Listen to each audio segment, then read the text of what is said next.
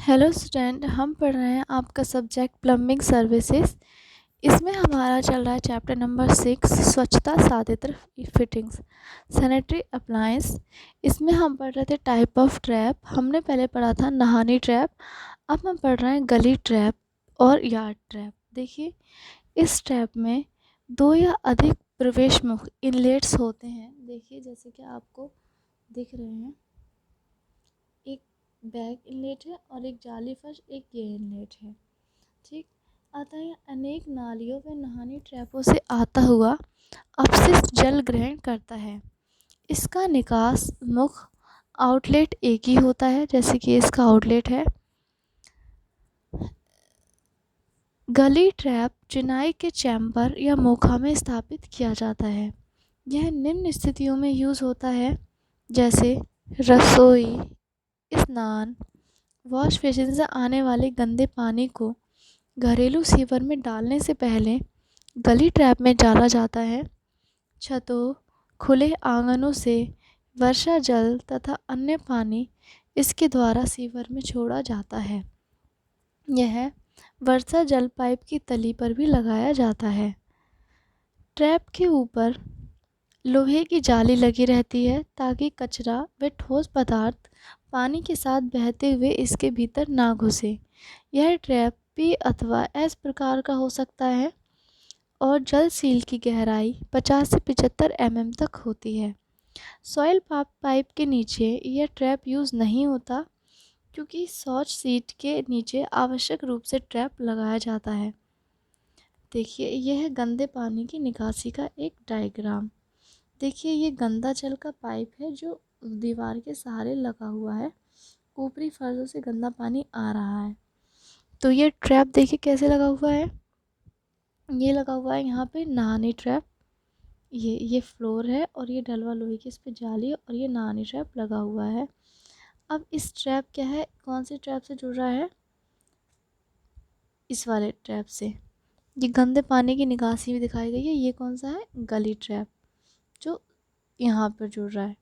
फिर है आपका अंतर्रोधी ट्रैप या सीवर ट्रैप या मास्टर ट्रैप, इंटरसेप्टिंग ट्रैप भी कहते हैं इसे। घरेलू सीवेज को गली में स्थित पब्लिक सीवर में डालने से पहले इस ट्रैप से गुजारते हैं, ताकि पब्लिक सीवर से दूषित गैसें घरेलू सीवर में ना घुसें। यह ट्रैप सामान्यतः स्टोन वेयर का बना होता है और एक चैम्बर में स्थापित किया जाता है। इस ट्रैप में जल सील 75 से 100 mm रखी जाती है। सीवर की सफाई के लिए इस ट्रैप के ऊपर एक रोडिंग आर्म या क्लींजिंग आई बनी होती है। इसमें लंबी छड़ डालकर ट्रैप के आगे की सीवर में आई रुकावट हटाई जाती है। सफाई भुजा के मुख को सामान्यतः प्लग लगाकर बंद रखते हैं, ताकि दूषित गैसें इस मार्ग से भवन में ना घुसे। अंतर्रोधी चैम्बर में ताज़ी हवा के प्रवेश के लिए इसमें एक वर्टिकल पाइप लगाते हैं, जिसे फ्रेश एयर इनलेट या वायु प्रवेश कहते हैं। इस पाइप से घरेलू सीवर लाइन में ताज़ी हवा का संचरण होता है। ट्रैप कक्ष को नियोजक मोकर डिस्कनेक्टिंग चैम्बर भी कहते हैं। देखिए, अंतर्रोधी ट्रैप व नियोजक मोखा, ये क्या है? आपका वायु प्रवेश है। फ्रेश एयर, ये भूमि तल है आपका ग्राउंड लेवल। ये ढलवा लोहे का ढक्कन लगा हुआ है यहाँ पे। ये चैन या ढक्कन है, ये ग्राउंड लेवल है। और ये चिनाई चैम्बर है। ये घरेलू सीवर से आ रहा है वाटर और इस टैप में होकर फिर पब्लिक सीवर को जा रहा है। ये सफाई भुजा है, क्लीनिंग आर्म। ये चेन है और ये ढक्कन है। इसको खोलकर इसमें डाल दें ताकि सीवर के आगे की गंदगी हटा सकें। फिर है आपका घरेलू सीवर में अंतर्रोधी ट्रैप की स्थिति कहाँ होती है? देखिए, ये भूमि तल है आपका, ये मास्टर ट्रैप है और ये ताज़ी वायु प्रवेश कर रही है और ये भवन की सीमा द्वार है। ये नगर सीवर को ऐड हो रहा है, घरेलू सीवर से ये वाटर आ रहा है। फिर आता है आपका अंतर्रोधी ट्रैप। क्योंकि पब्लिक सीवरों के संवादन में एक बाधा है, अतः कुछ सैनिटरी इंजीनियर इसको लगाने के पक्ष में नहीं है। अब घरेलू सीवर को सड़क सीवर से सीधा संयोजन देने की प्रथा है। नगर सीवरों के संवादन के लिए आवश्यक रूप से उपयुक्त दूरी पर वेंटिलेटिंग शाफ्ट लगाई जाती हैं। फिर आता है आपका ग्रीस ट्रैप।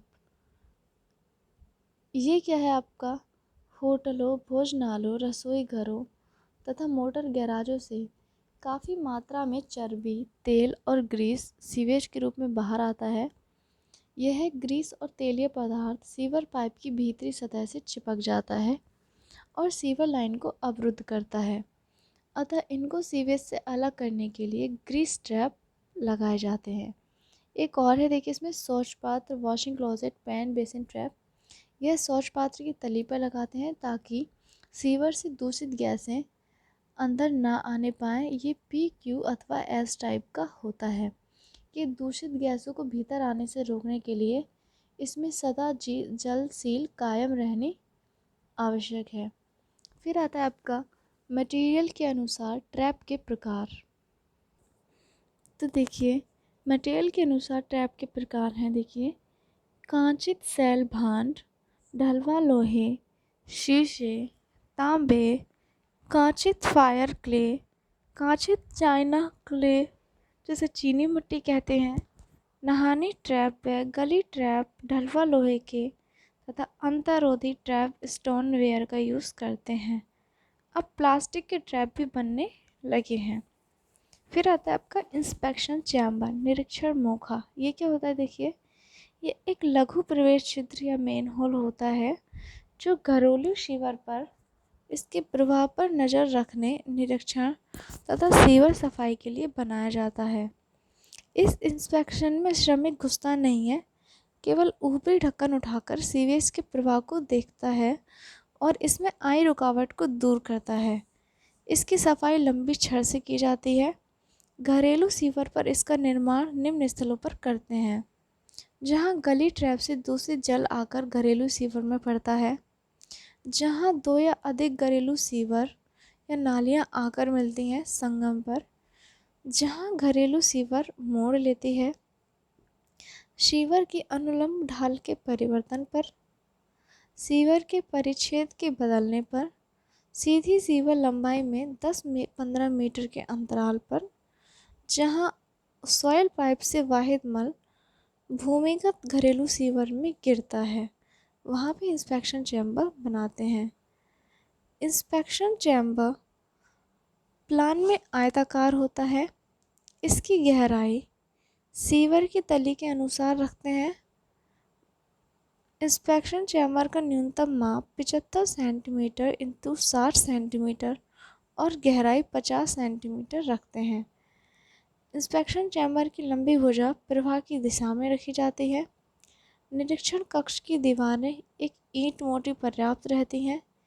इसके ऊपर ढलवा लोहे का अथवा प्रबलित कंक्रीट का ढक्कन लगाते हैं। इंस्पेक्शन चैम्बर में सीवर एक ऊपर से खुली नाली के समान बनाए जाते हैं। इसका डायग्राम देखिए,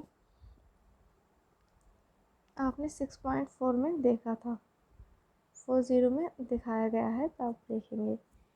pipe duct and pipe shaft, नल शाफ्ट या नल वाहिनी।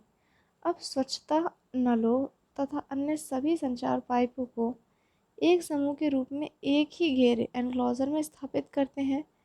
इसके लिए शाफ्ट या नल कूपक बनाए जाते हैं, जिसकी परिधि पर स्वच्छता सैनिटरी कक्ष रखे जाते हैं। सार्वजनिक संस्थानों, होटलों, छात्रावासों के लिए यह व्यवस्था संतोषजनक रहती है।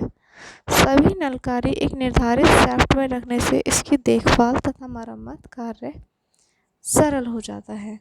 फिर है आपका सैनिटरी फिटिंग, प्रसाधन कक्ष, टॉयलेट में विभिन्न फिटिंग्स कौन कौन सी होती हैं? देखिए washing closet, cyst and flushing cistern, urinal pot, bath tub, shower, wash basin and mirror.